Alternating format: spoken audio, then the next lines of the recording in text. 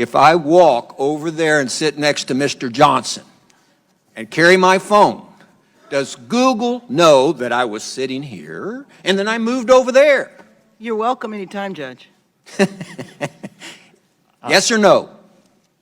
I genuinely don't know without knowing I'm what shocked services. you don't know. Do you or do you not collect identifiers like name, age, and address? Yes or no? If you're creating an account, yes, and using an account, yes. Yes. Device identifiers like IP address or IMEI? Depending on the situation, we could be collecting it, yes.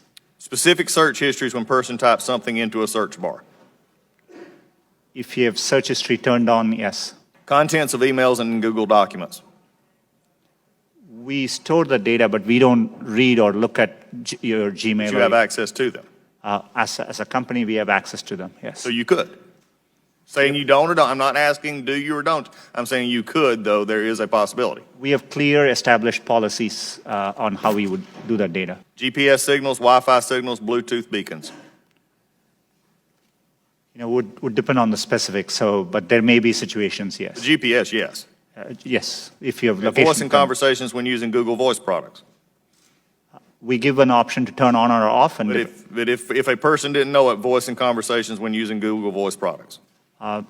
Yes. we only record when they initiated with OK Google and then say the terms after. Do you believe that Google has been brought out here in some question is biased?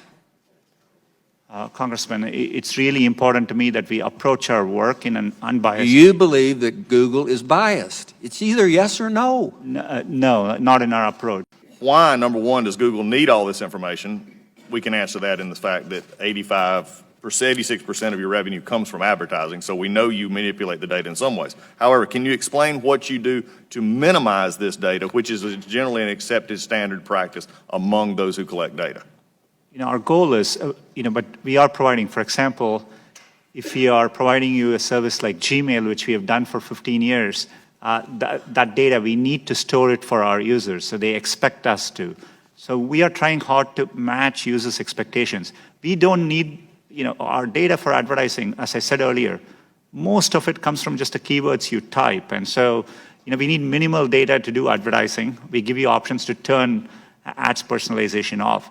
We store most of the data we do today to help give users the experience they want, and that's what we're trying to do. How do you explain this apparent bias on Google's part against conservative points of view, against conservative policies? Is it just the algorithm, or is there more happening there?